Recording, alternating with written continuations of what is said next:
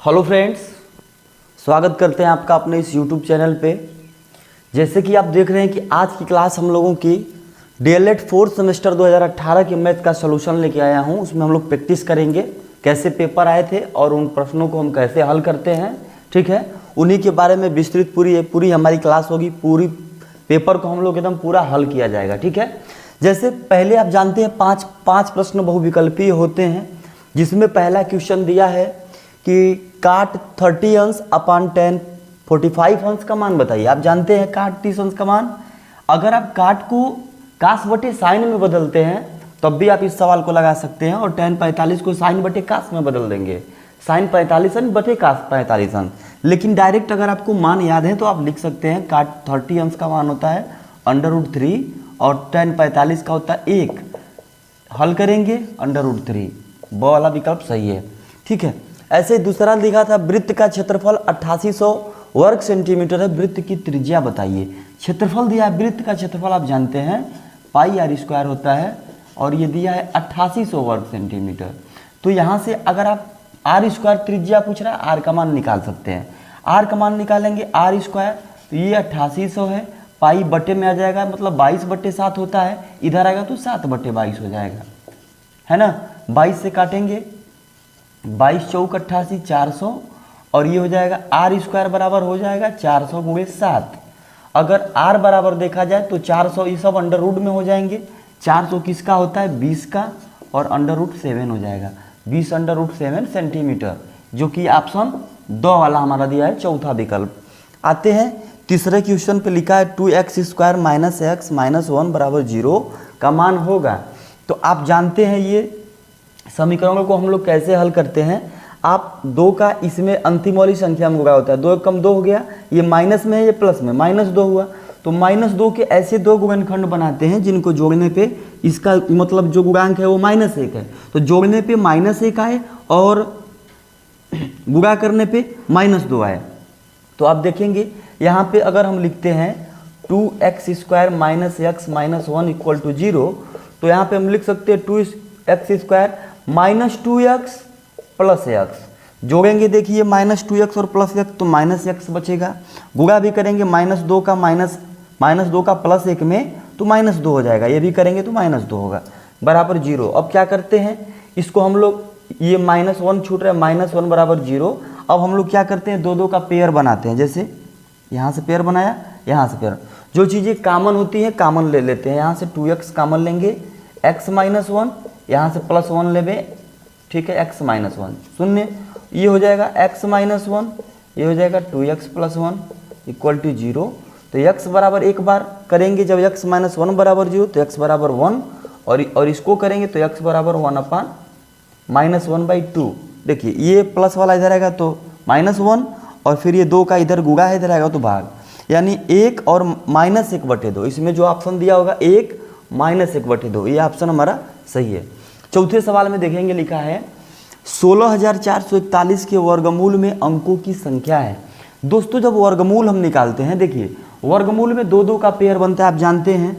आप देखिए एक तरीका तो ये भी कर सकते हैं, ऐसे 2 2 1 बचा, यानी ये 1 बना, 2 बना और 1 3, तो वर्गमूल की संख्या हो जाएगी 3। ये बिल्कुल शार्ट ट्रिक है। ऐसे भी अगर आप नहीं जानते हैं तो मेरा वीडियो एक है वर्गमूल पे, आप हमारे चैनल पे जाके देख सकते हैं।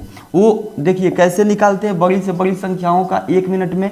वर्गमूल की बात है, 2 का पेयर बनाएंगे, राइट हैंड से 2 अंकों को छांट लेते हैं। जब 2 अंकों को छांट लेते हैं तो हम लोग देखते हैं कि ये किसका वर्ग हो सकता है। ठीक है, तो जब 1 इसके लास्ट में आया तो 1 में भी आता है और 9 में भी वर्ग में आता है। 1 का वर्ग 1 होता है, 9 × 81, मतलब 1 लास्ट में आ जाता है। अब इसको देखते हैं ये किसके किसके वर्ग के बीच में आता है। तो इसको आप देखेंगे अगर, तो 12 बढ़िया 144, 13 का करेंगे 13 तरह 169। तो अगर 144 करते हैं और 169 में अगर तुलना की जाए, 169 में तुलना की जाए तो 64 के करीब 169 है, मतलब जो बड़ी वाली संख्या। तो बड़ी वाली 1 और 9 में से मतलब ये वाली ले लेंगे, 9 वाली को, और किसका हुआ 12। लेकिन इसमें से जो छोटी संख्या होती है उसको लेते हैं, यानी 12। ये 129 का था, फिर भी देखेंगे इसमें 3 अंक आए हैं, तो ये 3 अंक इसकी संख्या हो गई।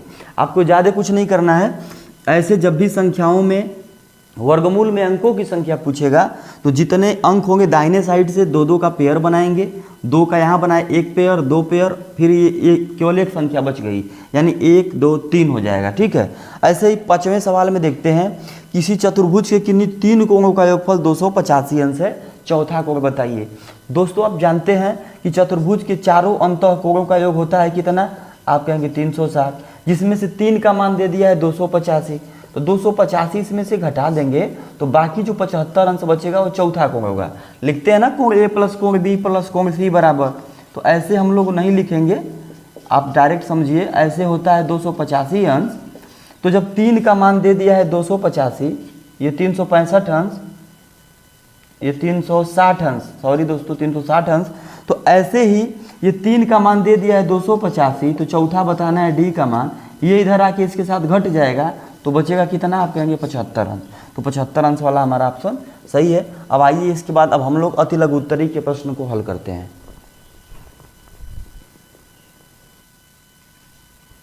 तो आइए दोस्तों देखते हैं ये अति लघु उत्तरीय प्रश्न में प्रश्न 6 से लेके आगे तक चलते हैं। प्रश्न 6 में लिखा है, एक छोटी से छोटी संख्या ज्ञात कीजिए जिसे 19 44 91 में से घटाने पर भागफल पूर्ण वर्ग बन जाए। दोस्तों देखिए, जब भी घटाने की बात जब भी करता है कि घटाने पे पूर्ण वर्ग बन जाए, तो जो घटाने की बात होती है वो हमेशा भाग विधि निकालते हैं, वर्गमूल निकालते हैं। क्या निकालते हैं? वर्गमूल भाग विधि से। भाग विधि क्यों? क्योंकि देखिए जब भाग आप करते हैं तो उसमें शेषफल बचता है। जब भाग आप किसी न किसी संख्या में करते हैं तो उसमें शेषफल बचता है, या तो शेषफल नहीं बचता है, लेकिन गुणा हुआ में शेषफल थोड़ी बचता है, भाग में ही बचता है। तो जब भी आपके सामने ऐसा क्वेश्चन आता है घटाने पे भागफल पूर्ण वर्ग बन जाए, तो आपको इसका आपको क्या करना है? वर्गमूल ले लेना है। ठीक है, वर्गमूल निकालना कि जो भागफल होगा वो पूर्ण वर्ग बन जाए। तो इसका हम लोग क्या निकालेंगे? वर्गमूल निकालेंगे। कैसे निकालेंगे? भाग विधि से। भाग विधि से आपको वर्गमूल करना आता होगा, निकालते हैं। ऐसे करेंगे, क्या करते हैं? 2 2 का पेयर बनाते हैं ना, 2 2 का पेयर बनाएंगे, यहाँ से 2 अंक 2 अंक, यहाँ से 2 अंक। अब देखिए ये 19 है, जो भी टेबल ले जाते हैं उसी का उसी में गुणा करके इसके करीब तक की संख्या ले जाते हैं। जैसे कि अगर 4 का करेंगे 4 चौक को 16, 5 करते तो 5 25 25 अधिक हो जाता है, तो 4 वाला ले जाएंगे, 4 चौक को 16, यहाँ से क्या बचेगा? 3 बचेगा, 9 में से 6 गया 3। अब 4 बार गई भाग, यही 4 इसमें फिर ऐड हो जाता है, 4 4 क्या हो गया? इधर 8 हो गया। अब यहाँ से 3 बचा, अब 8 की भाग 3 में जाएगी नहीं, अब ये दोनों पूरा अंक यहाँ उतार लेंगे जो हमने ऊपर ट्रिक किए हैं, तो ये हो गया 344। अगर 4 बार ले जाएंगे फिर तो 4/32 इसके करीब हो जाएगा, तो 4 बार ले जाते हैं तो यहाँ पे 4 लिखेंगे। ठीक, 4 का अब 4 में इसमें टेबल करेंगे, 4 चौक को 16, 4/32 से 33, 14 में से 6 गया 8, ये हो गया 0 कट गया। ठीक है, यहाँ पे जोड़ देंगे 4 4 8, ये है 8। यहाँ से अब क्या बचा? 91, यहाँ से 91 उतार लेंगे। यहाँ देखिए दोस्तों 88 है, हमको इतना बार भाग ले जानी है, एक बार ले जाएंगे अगर तो 881 एकम 881, शेष बच गया 10। तो यही शेष अगर हम 19 44 91 में से घटा देते तो ये जो आंसर आएगा 19 44 81, ये पूर्ण वर्ग बन जाएगा, पूर्ण वर्ग बन जाएगा। जरूर ये किसी न किसी संख्या का पूर्ण वर्ग बन जाएगा। ठीक है, तो जब भी आपके सामने ऐसे सवाल आते हैं कि छोटी से छोटी संख्या ज्ञात कीजिए जिसे हम घटा दें तो पूर्ण वर्ग बन जाए, ठीक है, अगर जोड़ने की भी बात करता है जोड़ दें तो पूर्ण वर्ग बन जाए, तो ऐसे ही हम लोग क्या करते हैं? भाग विधि से वर्गमूल निकालते हैं। ठीक है, आइए 7वां सवाल में दिया है x² - x - 6 का गुणनखंड कीजिए। गुणनखंड अभी हम लोग एक सवाल में बहुविकल्पी में किए थे, ऐसे इसमें आप लोग कर सकते हैं। कैसे करेंगे?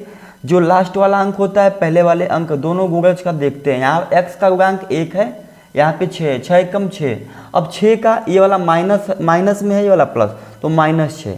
ऐसे 2 अंक बताइए जिनको गुणा करने पे -6 अंक का -6 आए और जोड़ने पे -1, ये बीच वाला होता है -1, तो आप कहेंगे कि -3 + 2, जोड़ेंगे तो -1 आएगा, गुणा करेंगे तो 3 दूना 6 -6 आएगा। तो इसी के रूप में जो बनाते हैं इसको बीच वाले को इसी के रूप में तोड़ लेते हैं। जैसे x², ये अब हम लोग -x को लिख सकते हैं -3x + 2x, -3x + 2x -6। जैसे इसमें से अब -3x में से 2x जाएगा तो -x बचेगा। ठीक है, अब यहाँ से क्या करते हैं, 2 का पेयर बनाते हैं, जोड़ा। इसमें से अब कॉमन लेते हैं जो चीज़ें दोनों में हो। जैसे यहाँ से आप देखेंगे x बाहर ले लेंगे तो x - 3 बचेगा, यहाँ से 2 ले लेंगे तो x - 3 बचेगा।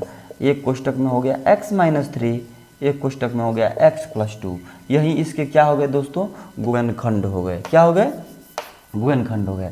ऐसे ही आइए देखते हैं इस सवाल को। 8वां सवाल दिया है, सेक 30 अंश -2 काट 45 अंश -4/√3 साइन 30 अंश + 2 का 0 अंश का मान ज्ञात करना है। इसको हमें हल करना है। तो दोस्तों आपको सूत्र याद होना जरूरी है। सेक 30 अंश का मान होता है 2/√3। ठीक है, यहाँ पे हमने मान रख दिया, -2 गुणे काट 45 अंश का मान होता है 1। काट 45 अंश का मान क्या होता है, 1 -4/√3 ये दिया है। साइन 30 अंश का मान होता है 1/2। अगर आप याद नहीं किए हैं तो देखिए आपको फार्मूले याद करने पड़ेंगे। आप जब तक फार्मूले याद नहीं किए होंगे तब तक ऐसे ट्रिग्नोमेट्री के सवाल आप एक भी नहीं लगा पाएंगे। इसलिए आपको फार्मूला याद होना जरूरी है। यहाँ दिया है +2 का 0 अंश का मान होता है दोस्तों 1, यानी 2 गुणे 1। इसको अगर हम लोग हल करते हैं तो ये हो जाएगा 2/√3 -2 एकम 2। ये है -2 से 4 काट दीजिए, 2 बार में 2/√3 हो जाएगा। 2/√3 + 2 एकम 2। देखेंगे ये वाला प्लस में 2, ये वाला माइनस में 2 कैंसिल, ये वाला माइनस, ये वाला माइनस कैंसिल। इसका मान कितना आ गया, 0। ठीक है, तो आइए इसी क्रम में हम लोग और आगे बढ़ते हैं। क्वेश्चन नंबर 8 के बाद के सवालों को देखते हैं। आइए देखते हैं दोस्तों, ये 9वां, 10वां और 11वां जो कि अति लघुत्तरी के 3 क्वेश्चन और बचे हैं, इनको हम लोग हल करते हैं। इसके बाद हम लोग चलेंगे लघुत्तरी की तरफ। ठीक है, तो 9वां सवाल दिया है, 2 सिक्का उछालने पर क्या परिणाम प्राप्त होता है। जब आप प्रायिकता चैप्टर पढ़े होंगे, संभावनाएं क्या क्या होती हैं आने की, तो आप देखेंगे दोस्तों अगर 2 सिक्का हम उछाल रहे हैं, 2 सिक्का है ना, तो क्या क्या एक साथ जब 2 सिक्का उछालेंगे तो क्या क्या आ सकता है। आप जानते हैं कि दोनों पे या तो हेड आ सकता है, या तो दोनों पे टेल आ सकता है, या तो पहले पे हेड आए दूसरे पे टेल आए, या पहले पे टेल आए दूसरे पे हेड आए, है ना। तो एक बार ये संभावना बनी, एक बार ये, एक बार ये और एक बार ये। तो आप कितने कहेंगे कुल परिणाम हो सकते हैं, तो आप कहेंगे 4 परिणाम हो सकते हैं। ठीक है, ऐसे ही 10वां सवाल देखा जाए, लिखा है किसी शंकु की तिरछी ऊंचाई 21 सेंटीमीटर है और त्रिज्या 8 सेंटीमीटर हो तो शंकु का वक्र पृष्ठ ज्ञात कीजिए। दोस्तों देखिए, जब अगर आपको शंकु के बारे में डिटेल जानकारी जाननी है तो आप हमारे चैनल पे जाके विजिट करके देख सकते हैं। प्लेलिस्ट में हमारे एक शंकु नाम से पूरी फुल डिटेल दिया हूँ, उसमें पूरे सवाल हल कराया हूँ। तो शंकु क्या होता है उसमें हर एक चीज़ बताएं। फिर भी एक झलक मैं आपसे बताना चाहूँगा, शंकु जो होता है दोस्तों वो एक आयत से बनता है। किससे बनता है, आयत से बनता है। शंकु जो होता है वह एक दोस्तों, शंकु जो होता है समकोण त्रिभुज से बनता है। शंकु जो बनता है वो समकोण त्रिभुज, जैसे ये समकोण त्रिभुज है ना, इसको समकोण बनाने वाली किसी भुजा के परितः, जो ये समकोण बना रही है, इसी भुजा के परितः जब इसको हम गोल घुमा देते हैं ऐसे, तो ये शंकु का निर्माण होता है। ठीक है, ये होता है शंकु का निर्माण। ये शंकु होता है। जो ये वाली होती है, ये वाला होता है, ठीक ना, इसको बोलते हैं तिरछी लंबाई, तिरछी ऊंचाई। और ये बीच वाली जो होती है ये वाला, ये ऊंचाई होती है और ये त्रिज्या होती है। तो इसमें दिया है ऊंचाई है 21 सेंटीमीटर, यच का मान दिया है 21 सेंटीमीटर, त्रिज्या दी है 8 सेंटीमीटर। पूछ रहा है वक्र पृष्ठ। वक्र पृष्ठ किसे कहते हैं, जो ये घुमावदार वाला जो होता है ये एरिया, ये घुमावदार वाला यहाँ से यहाँ तक का, इसको नहीं लेना है। जो समतल का जो ये नीचे का जो आधार है इसको नहीं लेना है, जो वृत्त के रूप में है, सिर्फ ये ऊपर घुमावदार वाला, इसी को बोलते हैं वक्र पृष्ठ। जब टोटल ले लेते हैं तो उसको बोलते हैं संपूर्ण पृष्ठ। तो जब इसका वक्र पृष्ठ निकालना है, इसका सूत्र होता है दोस्तों, शंकु का जो वक्र पृष्ठ होता है इसको कहते हैं πr/l। ये फार्मूला होता है। पाई का मान आप जानते हैं 22/7 होता है, r का मान दिया है 8, और जो आपका तिरछी लंबाई है, तिरछी ऊंचाई, इसको यल बोलते हैं, एल का मान दिया है 21 सेंटीमीटर। इसमें 21 से गुणा कर देंगे, 7 तिरिक के 21 गुणा करेंगे तो हो जाएगा 22 और 8 तिरिक के 24, 22 का 24 में गुणा, 24 दूना 48 को 8, 4, 24 दूना 48, 4, 52। तो ये हो गया 528 किस में दिया है, सेंटीमीटर में दिया है, तो सेंटीमीटर स्क्वायर वक्र पृष्ठ हो गया। ठीक है, 22/7, आर का मान दिया था 8, एल का मान दिया था 21, 7 तिरिके 21, 8 तिरिके 24 गुणे 22 किए 528, ये हो गया। आते हैं क्वेश्चन नंबर 11 पे, लिखा है घनमूल करना। ये √3 का मतलब क्या है, घनमूल। इसके बारे में भी मेरा एक यूट्यूब पे वीडियो है, वो एक नहीं इसके उसके मतलब हमारे कई पार्ट्स हैं घातांक और कौड़ी चैप्टर में, आप जाके इसको डिटेल पढ़ सकते हैं। ठीक है, तो यहाँ से देखेंगे √3 करके लिखा है 343, इसका मतलब घनमूल निकालना है गुणे 576। तो 343 आप जानते हैं, याद होना चाहिए कि 7 का होता है, ठीक ना, 7 गुणे 7 गुणे 7, इसको कर सकते हैं। और फिर इसको लिखेंगे, यहाँ पे कुछ भी नहीं लिखा है, इसका मतलब वर्गमूल होता है 576। दोस्तों आप जानते हैं 24 का होता है, इसको 24 गुणे 24 भी हम लिख सकते हैं। तो यहाँ पे 3 था, यहाँ पे ना कुछ होने का मतलब भी कि 2 होता है वर्गमूल में। तो यहाँ से 3 का जब जोड़ा बन गया तो यहाँ से एक संख्या बाहर निकल जाती है 7, अंडर हट गया। यहाँ से 2 वाला है तो 2 का एक जोड़ा बन गया 24, कड़ी हट जाती है। 7 का 24 में गुणा कर देंगे, 7 चौका 28 और 7 दूना 14 और 14 दू 16, तो 168 इसका क्या हो गया, आंसर हो गया। ठीक है, 7 चौका 28, 2 बचा, 7 दूना 14 दू 16। आइए अब हम लोग चलते हैं लघु उत्तरी वाले प्रश्नों पे।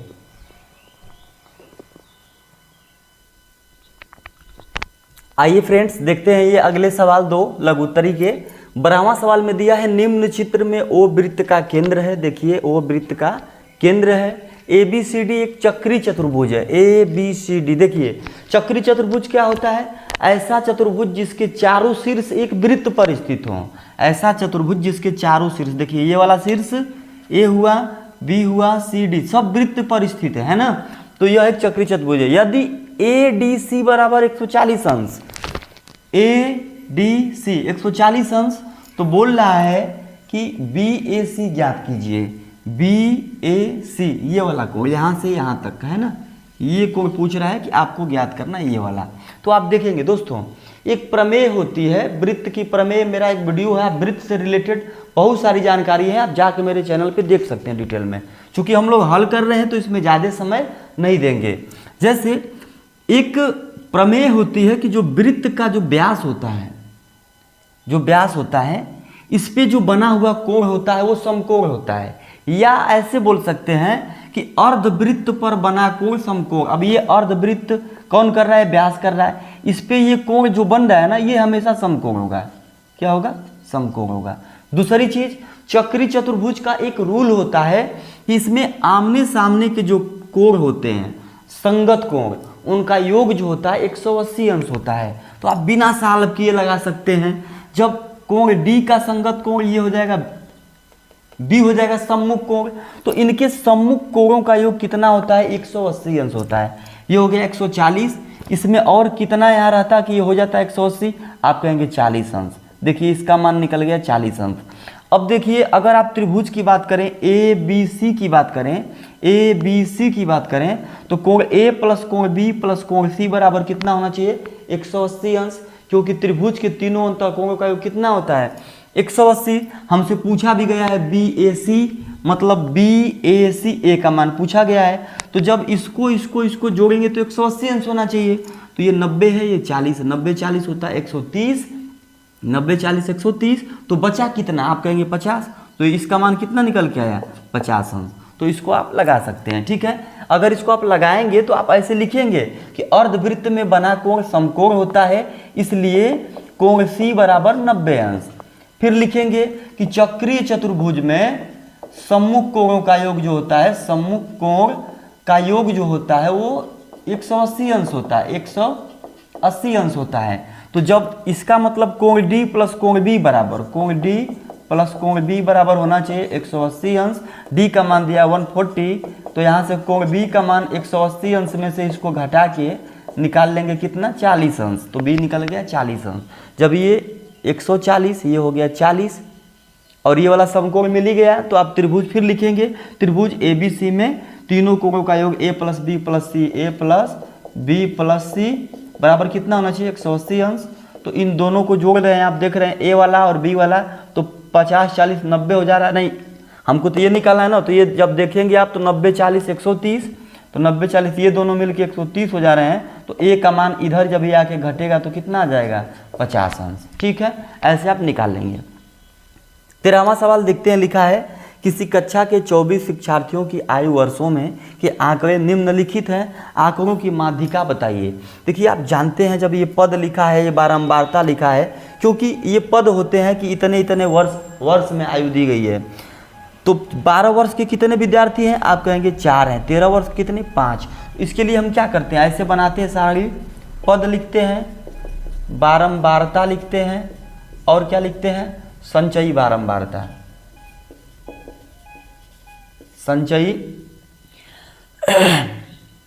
संचयी बारंबारता लिखते हैं, है ना। तो इसमें जब आप बनाएंगे, पदों को लिखेंगे दोस्तों, तो पद क्या है, आप कहेंगे कि 12 है, 13 है, 14 है, 15 है और 16 है। तो 12 कितनी बार आया, आप कहेंगे 4 बार, बारंबारता में 4 बार। फिर इसके बाद 13 आपका कितना आया है, 5 बार। 14 6 बार, 14 4 बार आया है, 14 4 बार। 15 आया है 6 बार और 16 आया है 5 बार। तो संचयी बारंबारता में क्या करते हैं, आपको पता है, जब ये 12 था, ये 4 था, 12 वाले 4 हैं, तो यहाँ संचयी बार अब 4 लिखेंगे। अगले वाले में इसको जोड़ देते हैं, 4 + 5, 4 + 5 कितना हो जाएगा, 9। फिर इसमें आते हैं तो 9 + 4, 9 4 13। इसमें आएंगे तो 13 + 6 19। फिर इसमें आएंगे तो 19 + 5 कितना हो जाएगा, 24। तो ये जो 24 आता है, यही आता है पदों की संख्या। जो 24 आती है, यही आता है पदों की संख्या। तो जो n बराबर 24 आया, देखते हैं ये सम है कि विषम है, आप कहेंगे सम है। तो सम पे जो रूल निकलता है, n/2 + 1वां पद, n/2 + 1वां पद, है ना, n/2 + 1वां पद। इसके बाद क्या होता है, nवां पद। देखिए ऐसे इसको आप कर सकते हैं। तो जब आप इसकी माध्यिका निकालेंगे तो क्या होता है, n, देखिए लिखते हैं n/2वां पद प्लस n/2 + 1वां पद, चाहे n/2 प्लस, हाँ, n/2 + 1वां पद बटा में 2 लिखते हैं, जो इसकी माध्यिका का सूत्र होता है जब सम संख्या में आती है। तो आप खुद सोच के देखिए, जब 24 है इसका, तो 24 के बीच में क्या आएगा, आप कहेंगे 24 के बीच में अब 12 और 2, 12 12 डिवाइड हो जाएगा, तो 12 के बीच में जैसे आएगा, है ना। तो इसीलिए जब n/2 करते हैं, 24/2 का मतलब 12वां पद प्लस 12 और एक 13वां पद, 13वां पद बटे 2। इसमें आप 12वां पद देखेंगे तो 9 से लगाई, यहाँ से ये देखिए, ये 9 से 13 तक, 9 से 13 तक, देखिए 9 से यहाँ से 9 तक जो है, हमको 12वां पूछा है, तो 12वां यहाँ से अगर 9 तक देखा जाए तो ये 13वां वाला पद 9 तक ही है, लेकिन 14वां वाला पद 9 के बाद से 13 तक है। तो 9 के बाद से 13 तक यानी 12वां पद मतलब 14 आएगा। तो ये हो गया 14 प्लस 13वां पद, वो भी आएगा आपका, इसी में आएगा, देखिए 14 वाली लाइन में, ये भी हो जाएगा 14/2। तो 14 14 28/2, 28/2 का मतलब काटेंगे तो कितना हो जाएगा, 14। इसका आंसर कितना होगा, 14, ठीक ना। तो इसकी जो माध्यिका हो जाएगी वो हो जाएगी 14। आइए इसी क्रम में और इसके आगे के सवालों को हल करते हैं। आइए दोस्तों देखते हैं ये 14वां और 15वां क्वेश्चन। इसमें लिखा है 14वें क्वेश्चन में कि एक रोलर का व्यास 70 सेंटीमीटर और लंबाई 2 मीटर है, तो 50 चक्कर लगाने में रोलर कितने वर्ग मीटर चलेगा। देखेंगे रोलर जो होता है, इसको हम बोलते हैं बेलन, इसी को हम लोग बोलते हैं क्या, बेलन। एक बात बताएंगे आप, जो पीपा देखे होंगे आप, है ना, ये सब होता है बेलन। रोलर जैसे है, अगर इसको हमें डगराना है, घुमाना है, जैसे हमने एक बोतल ले लिया, दिखाते हैं आपको, देखिए ये बोतल है। अगर हम कहें कि इसका जो व्यास है, ये जो मोटाई पूरा परिधि वाला, यहाँ से यहाँ तक केंद्र से होकर जो रेखा जाएगी, है ना, वृत्त पर स्थित दो बिंदुओं को केंद्र से मिलाने वाली रेखा व्यास कहलाती है। तो ये जो दिया है कि इसका जो व्यास है ना वो 70 सेंटीमीटर है। कितना है? 70 है। और इसकी लंबाई जो रोलर की, मान लीजिए यहाँ तक रोलर जो है ये 2 मीटर का है, तो बोल रहा है यह 50 चक्कर लगाएगा तो कितना वर्ग मीटर चलेगा। तो आप देखेंगे दोस्तों, अगर इसको हम यहाँ से स्टार्ट करें घुमाना, ये यहाँ पे एक कोई पॉइंट यहाँ पे हम लगा लें नीचे ट्रिक, तो जब ये यहाँ से ये घूमते हुए आएगा, जब ये वाला पॉइंट यहाँ तक आएगा तभी तो ये पूरा एक चक्कर लगाएगा। इसका मतलब जो इसकी लंबाई है परिधि, परिधि अगर हम निकालेंगे तो एक चक्कर का पता चलेगा, है ना। परिधि क्या होती है? जो इसके बाहरी वाला, अगर यहाँ से ये घूमना स्टार्ट कर रहा है, ऐसे घूम रहा है, आगे की तरफ बढ़ रहा है, तो जब ये घूम के जैसे ही ये घूमते घूमते ये वाला डाट कहीं यहाँ कभी यहाँ आते आते आते आते आते फिर जब यहाँ आएगा तो एक चक्कर होगा। इसका मतलब ये पूरी इसकी जो दूरी हो गई ये बोलेंगे परिधि, तो परिधि ही उसका एक चक्कर होगा। अगर हम परिधि की बात करें, निकाला जाए तो परिधि का सूत्र होता है 2πr। परिधि क्या होती है? परिधि जो होगी वो इसको लिख सकते हैं कोष्टक में, एक चक्कर में चली गई दूरी। अब देखेंगे यहाँ पे व्यास दिया है, डाईमीटर दिया है 70 सेंटीमीटर। अगर यहाँ पे लंबाई दिया है 2 मीटर, तो इसको भी हम मीटर में बदलते हैं। 100 से भाग दे देंगे, 0.7 सेंटीमीटर, 0.7 मीटर हो जाएगा, है ना। तो इसका जब हम व्यास निकालेंगे, परिधि निकालेंगे, परिधि सरकमफ्रेंस बोलते हैं इंग्लिश में, सी से दिखाते हैं। जब परिधि निकालेंगे होता है 2πr। अब देखेंगे आप डायरेक्ट आप चाहेंगे तो इसका हमें त्रिज्या निकालने की ज़रूरत नहीं है आधा। क्यों? क्योंकि देखिए 2r जो होता है वो त्रिज्या का 2 गुना ही तो व्यास होता है, यानी हम लिख सकते हैं 2r इंटू पाई। 2r का मतलब व्यास, 2r का मतलब व्यास दे दिया 0.7 मीटर, ये हो गया 0.7 और गुणे 22/7 कर देंगे, 22/7। 7 से 7 कैंसिल, 2.2 आया। 22 का 0.1 में जब गुणा करेंगे तो कितना होगा? 2.2 हो जाएगा। जब 2.2 आया तो ये क्या होगा? 2.2 इसकी परिधि आई, मीटर में आई। बोल रहा है कितना चक्कर लगाना है? आप कहेंगे 50 चक्कर लगाना है। तो जब 50 चक्कर लगाएगा, जब एक चक्कर में इतना, तो 50 चक्कर में आप लिखेंगे 2.2 गुणे 50। जब गुणा करेंगे तो हो जाएगा आपका कितना हो जाएगा? ये 0, 22 20 100, 2 5 10, 110, यानी एक अंक पे दशमलव, एक अंक पे दशमलव ये हो जाएगा दोस्तों 110 मीटर। लेकिन ये आंसर नहीं होगा, क्योंकि हमने तो अभी ये व्यास वाला निकाला था, एक चक्कर का निकाला था, इसमें लंबाई भी दिया था और लंबाई दिया था 2 मीटर। इसमें आपको 2 से गुणा करना पड़ेगा, ये हो जाएगा 220 मीटर। कुल ये कितना चलेगा? तो 220 मीटर। ठीक है, आइए चलते हैं 15वां क्वेश्चन को। 15वां क्वेश्चन को देखते हैं।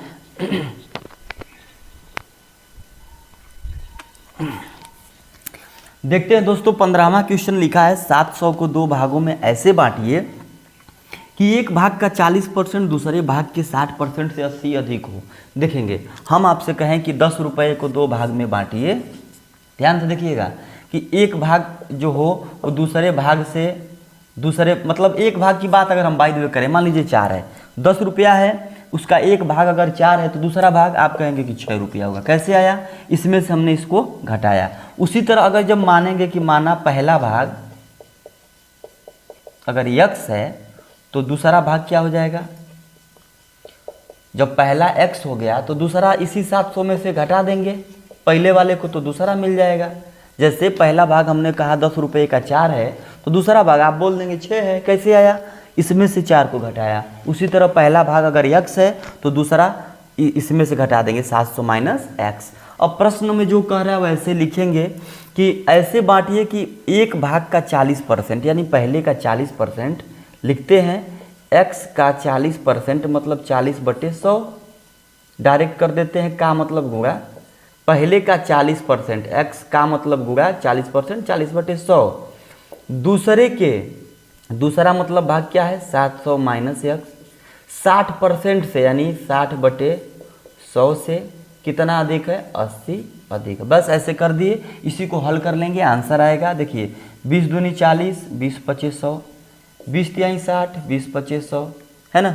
यहाँ से हल करेंगे तो ये हो जाएगा 2x/5 बराबर, यहाँ से हल करेंगे तो 7 तिरिक के 2100 माइनस 3 का x में 3x/5 अरे इसका भी बटा होगा इसका, क्योंकि ये भाग ये गुणा जो है दोनों के साथ है ना। या तो अलग अलग भी लिख सकते हैं, इसके बटे 5 माइनस इसके बटे 5। जब इसको जोड़ेंगे, जब इसको आप घटाएंगे तब भी यही चीज़ आएंगी।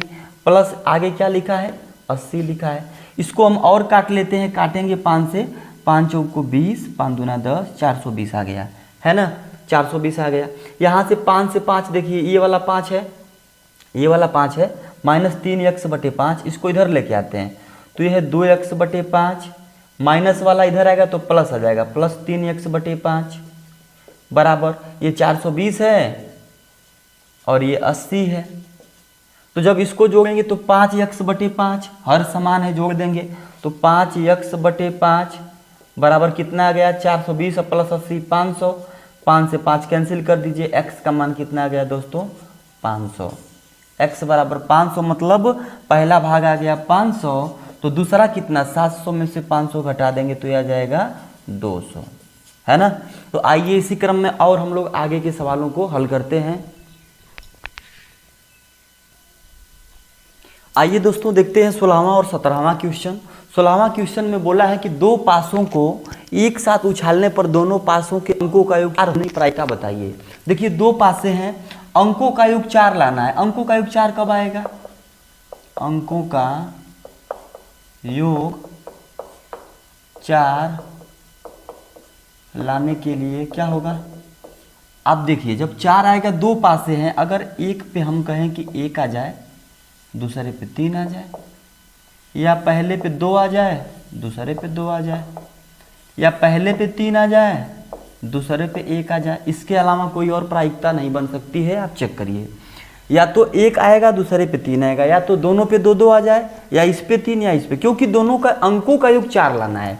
तो कुल कितनी प्रायिकता बनी, आप बोलेंगे 3 संभावनाएं बनी, ठीक ना, 3 संभावना बनी। अब इसकी प्रायिकता कैसे निकालते हैं,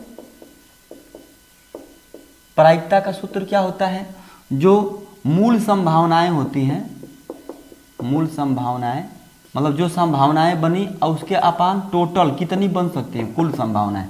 अब चूंकि बनी कितनी, आप बोलेंगे 3, तो 3 बन गई संभावना। अब कुल कितनी संभावनाएं हो सकती थी, कुल कितनी बार आने के चांस थे, एक बताइए। अगर दो पासे हैं, इस पे 6 अंक होते हैं, इस पे 6 अंक होते हैं, कैसे निकालते हैं कुल वाला, 6 6 12, यानी एक बार में 12 संभावनाएं थी, तो 3 बार में 12 यानी 36, तो 3/36 कर देंगे, काट देंगे, 3 एकम 3, 3 से 12 यानी 36, तो इसकी जो प्रायिकता होगी वो कितना हो जाएगा 1/12, ठीक है।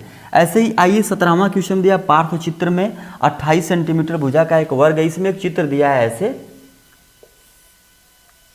वर्ग बता रहा है, वर्ग मतलब चारों भुजाएं बराबर, इसके अंदर एक वृत्त है ना। 28 सेंटीमीटर भुजा का एक वर्ग है, इसकी भुजाओं को स्पर्श करता हुआ एक वृत्त बना है, वृत्त का क्षेत्रफल बताइए। देखेंगे ये 28 सेंटीमीटर अगर दूरी है तो वर्ग में चारों भुजाएं समान होती हैं, ये भी 28 होगी, ये भी 28 होगी और ये भी 28 होगी। जब ये 28 है तो जो वृत्त का व्यास होगा, जो इन दोनों बिंदुओं को टच करते हुए जा रहा है, ये हुआ चाहे ये हुआ, तो इसका व्यास भी वृत्त का आएगा 28 सेंटीमीटर, क्योंकि ये जो दूरी होगी वही दूरी ये भी होगी। जब व्यास 28 है तो त्रिज्या कितनी हो जाएगी r, आप कहेंगे 14 होगी, क्योंकि व्यास का आधा त्रिज्या होती है। तो हमें इसका क्षेत्रफल बताना है, तो वृत्त का क्षेत्रफल आप जानते हैं दोस्तों, वृत्त का क्षेत्रफल क्या होता है, बोलेंगे πr², पाई का मान 22/7, r का मान हो जाएगा 14, तो 14 का स्क्वायर मैंने 14 गुणे 14, 7 से काटेंगे 7 दूना 14, ये हो गया 22 गुणे 14 दूना 28, गुणा करेंगे 28 दूना 56 को 6, 28 दूना 56 5 61, 616। किस में दिया था ये, वर्ग में दिया, कहाँ गया, सेंटीमीटर में दिया था, तो वर्ग सेंटीमीटर, वर्ग सेंटीमीटर। क्यों, क्योंकि इसमें r का स्क्वायर 2 बार जब हम करेंगे 14 सेंटीमीटर गुणे 14 सेंटीमीटर, तो सेंटीमीटर सेंटीमीटर होके ये हो जाएगा स्क्वायर। और आप जानते भी हैं कि क्षेत्रफल में हमेशा यूनिट स्क्वायर में आती है, और जो आयतन होता है, आयतन में जो यूनिट होती है वो घन के रूप में आती है ना, घन सेंटीमीटर, घन मीटर, घन किलोमीटर, ऐसे ऐसे आते हैं। तो चलिए इसके बाद एक सवाल और बचा है, उसको भी हम लोग हल करते हैं। आइए दोस्तों देखते हैं ये डीएलएड 4th सेमेस्टर में लास्ट क्वेश्चन क्या पूछा गया था गणित में। तो इसमें दिया है कि निम्न चित्र में ओ वृत्त का केंद्र है, देख रहे हैं यहाँ चित्र यहाँ बना हुआ है। ए ओ बी वृत्त का व्यास है, ए ओ बी वृत्त का व्यास है, मतलब दो बार भाग में बांट। सी ए बी बराबर 60 अंश, सी ए बी ये वाला कोण दिया है 60 अंश, और ए बी डी बराबर 40 अंश, ए बी डी ये वाला 40 अंश दिया हो, तो सी ए डी यानी सी ए डी ये पूरा कोण पूछ रहा है, ये वाला पूरा, इसको बताइए। और डी बी सी ये भी पूरा एकदम यहाँ से यहाँ तक का है ना। तो चलिए देखते हैं, बहुत सिंपल सवाल है दोस्तों। ऐसे सवाल अगर चक्री चतुर्भुज वाले आते हैं आप बिना पेन चलाए लगा सकते हैं। कैसे समझते हैं, देखिए चक्री चतुर्भुज की एक खासियत होती है, खासियत ये होती है कि इसके चारों शीर्ष वृत्त पर स्थित होते हैं। दूसरी चीज, जब इसमें व्यास दे दिया है दोस्तों, तो जो व्यास होता है, वृत्त का जो व्यास होता है, वो वृत्त को दो बराबर भागों में बांट देता है। दूसरी चीज, जब वृत्त को दो बराबर भाग में बांट देगा तो ये भी हो गया अर्धवृत्त और ये भी हो गया अर्धवृत्त। अब एक रूल होता है, प्रमेय होती है कि अर्धवृत्त में बना कोण समकोण होता है। ये मतलब ये समकोण हो गया 90 डिग्री। ये भी, अब फिर इसको अगर तो कैसे लिखेंगे, लिखेंगे त्रिभुज ए बी सी में, लिखेंगे त्रिभुज ए बी सी में लिखेंगे, चूंकि अर्धवृत्त में बना कोण, अर्धवृत्त में बना कोण समकोण होता है ना, समकोण होता है, इसलिए कोण सी बराबर 90 अंश। इसी प्रकार अगर देखा जाए कोण त्रिभुज ए डी बी में चाहे ए बी डी में, तो इसमें भी देखा जाए तो ये भी अर्धवृत्त है नीचे, तो इसमें भी जो ये कोण बन रहा है ये क्या होगा, समकोण होगा। तो इसी प्रकार लिख सकते हैं कोण डी बराबर भी क्या हो जाएगा 90 अंश। हमने क्या बताया, चक्री चतुर्भुज की खासियत होती है कि सम्मुख कोणों का योगफल 180 अंश होता है। तो जब ये 90 हो गया तो डायरेक्ट इसको 90 लिख सकते थे आप, 90 मिला के 180, क्योंकि आप पहला का मान निकाल लिए ना, तो डायरेक्ट लिख सकते हैं कि चक्री चतुर्भुज में सम्मुख कोणों का योगफल 180 अंश होता है। इसलिए कोण सी प्लस कोण डी बराबर 180, तो सी बराबर जब 90 दिया है तो इधर पक्षांतर करेंगे तो इसका भी मान निकल जाएगा। दोनों प्रमेय की सहायता से इन दोनों को लिख सकते थे। हमें ज्ञात करना है मान पूरा ये ए वाला और पूरा बी वाला। अब आप ध्यान देंगे, बिना लगाए क्या देश का लिखा जाए आप ध्यान देंगे। अगर हम बोले आपसे कि त्रिभुज ए बी सी की मैं बात करूं, ए बी सी, तो इसमें ये वाला कोण ऊपर वाला दिया है 60 अंश, इतना दो 60 अंश, तो क्या त्रिभुज के तीनों अंत कोणों का योग आप नहीं निकाल सकते हैं कि 180 अंश होता है। तो आप देखेंगे ये 90 है, ये 60 है, दोनों जोड़ेंगे कितना हो जाएगा 150, यानी ये वाला कितना हो गया 30 अंश। तीनों कोणों का योगफल 180 अंश होता है, तो 90, 60 और ये वाला कोण जब जोड़ते तो 180 अंश, तो 90, 60, 150, 30 की कमी है 180 होने में, यानी ये वाला कितना हो गया 30 अंश। वैसे ही नीचे वाले में देखा जाए तो अब हम लिखेंगे त्रिभुज ए बी डी में कोण ए प्लस कोण बी प्लस कोण डी बराबर कितना होना चाहिए 180 अंश। इसका मान दिया था 40 अंश, जब ये 40 है ये 90 है तो 9 4 13, 9 4 13 130 हो गया, तो ये वाला कितना हो जाएगा आप कहेंगे 50 अंश। ये वाला कितना हो जाएगा 50 अंश। तो हमसे पूछा क्या था सी ए डी पूरा ये कोण, तो जब है इतनी दूरी ये वाला 60 अंश ये वाला 50, तो पूरा सी ए डी का मान कितना हो जाएगा, कोण सी ए डी बराबर 50 प्लस 60 बराबर कितना अंश 110 अंश। अब यहीं से आप डायरेक्ट लगा सकते थे, इसको भी निकालने की जरूरत नहीं थी चाहे तो। कैसे, जब ये हो गया आपका 60 50 110 अंश, तो ये वाला 70 अंश। कैसे, क्योंकि चक्री चतुर्भुज में सम्मुख कोणों का योगफल 180 अंश होता है। जब ये हो गया 110 तो सामने रहा होगा 70, और वैसे भी देखेंगे तो 40 30 70, यानी कोण जो ये वाला पूछा था DBC, ये हो जाएगा DBC, ये हो जाएगा 30 अंश प्लस 40 अंश, 30 अंश 40 अंश प्लस 30 अंश, कुछ भी लिख सकते हैं 70 अंश। ठीक, यहाँ से आप चाहते एक का भी मान निकालते डायरेक्ट यहीं से लिख सकते थे बिना कुछ लगाए, आप लिख देंगे। चूंकि चक्री चतुर्भुज में सम्मुख कोणों का योगफल 180 अंश होता है, जब कोण A बराबर 60-50 मिला कितना 110 अंश, तो कोण A का सम्मुख B बराबर 70 अंश। तो मतलब ठीक है दोस्तों, ऐसे हम लोग इसको हम लोग लिख सकते हैं। तो ये रहा दोस्तों DLED BTC के रूप में जो DLED परीक्षा कराती है 4 सेमेस्टर 4 सेमेस्टर का, ये मैथ का पेपर सॉल्यूशन जो 2018 में पेपर हुआ था उसका सॉल्यूशन। मिलते हैं फिर ऐसे ही कुछ और वीडियो के लिए। हमारे पेज को लाइक करिए, हमारे चैनल को सब्सक्राइब करिए। वीडियो पसंद आई हो तो प्लीज़ अपना कमेंट भी जो भी देना चाहते हो दीजिएगा।